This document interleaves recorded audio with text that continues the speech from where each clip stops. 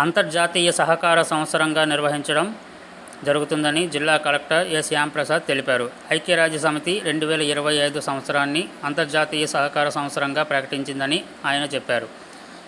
అంతర్జాతీయ సహకార సంవత్సరం నిర్వహణపై జిల్లా స్థాయి కమిటీ సమావేశం జిల్లా కలెక్టర్ కార్యాలయంలో జరిగింది.